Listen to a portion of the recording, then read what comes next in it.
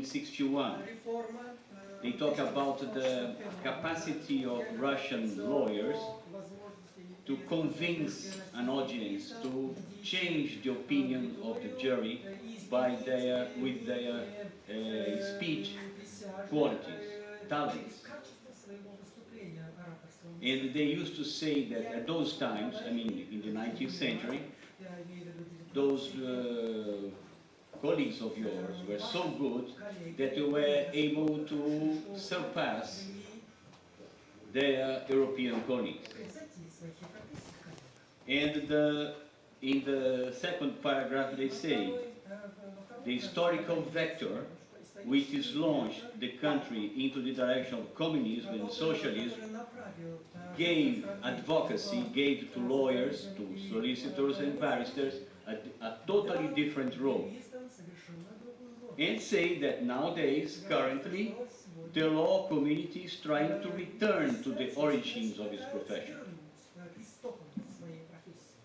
I would say that just like Marx and Engels in the Communist Manifesto, that there is a spectrum menacing Russia nowadays. Just like communism was the spectrum, the phantom that menaced Europe in the 19th century, the spectrum that menaces you, this country, is nostalgia. So instead of going forward, you want to go back. So there is a famous Mexican poet, and there was, he's dead now, Octavio Paz. He used to say, whenever a society goes into a crisis, it looks back. This is totally wrong. I'm saying that as a consumer of Russian art. The cinema, one of the cinemas I liked the most always was Russian cinema.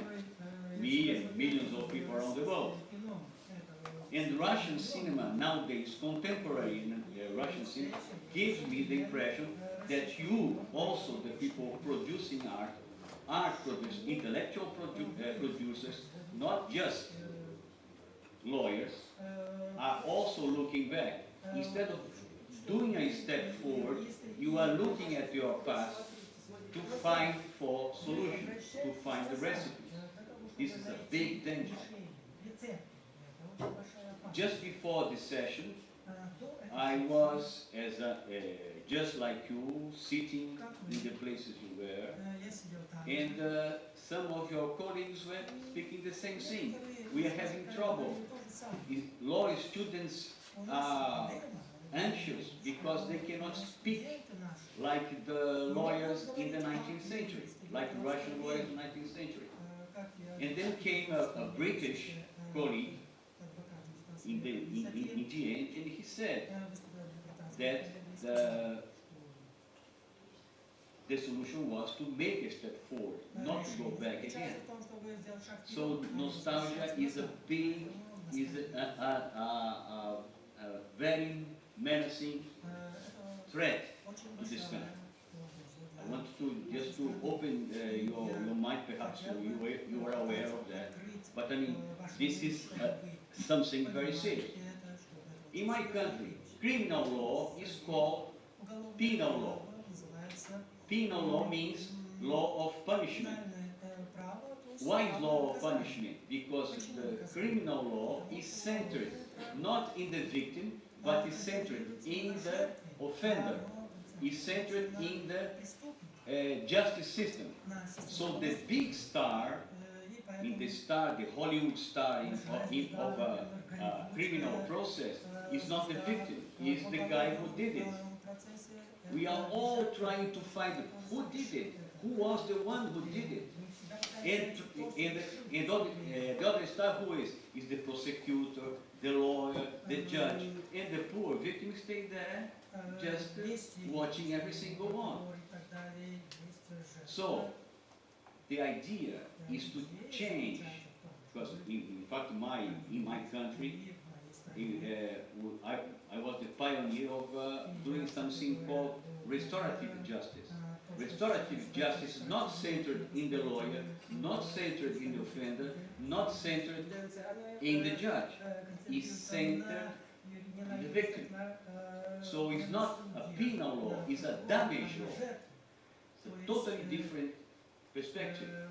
I come here and I think the theme of this conference was very lucky, very innovative, and I hope that after this conference we are going to have conferences, similar conferences all around this country, but with a different perspective of not making our lawyers more effective in terms of a penal law, of a criminal law as we know it, but to have lawyers, judges, prosecutors, and even victims, even offenders, accustomed to a law centered on damage, centered on the victim.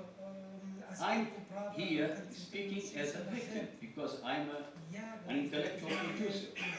I wrote a book 20 years ago on law and sociology, which was the bestseller in my country, and I was a victim of my publishers, because the law we have in my country is not an author's law, but it is a copyright.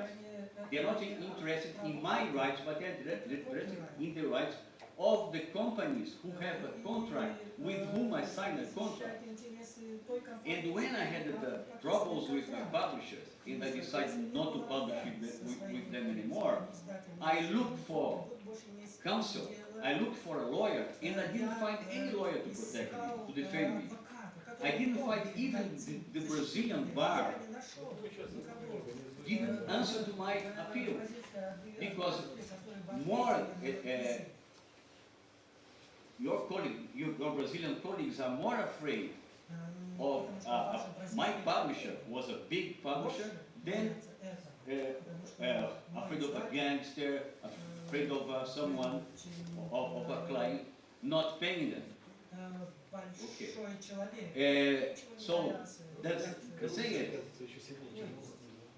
I would like you to think about the message I'm giving to you in terms of that you should not look back trying to find solution for your today problems.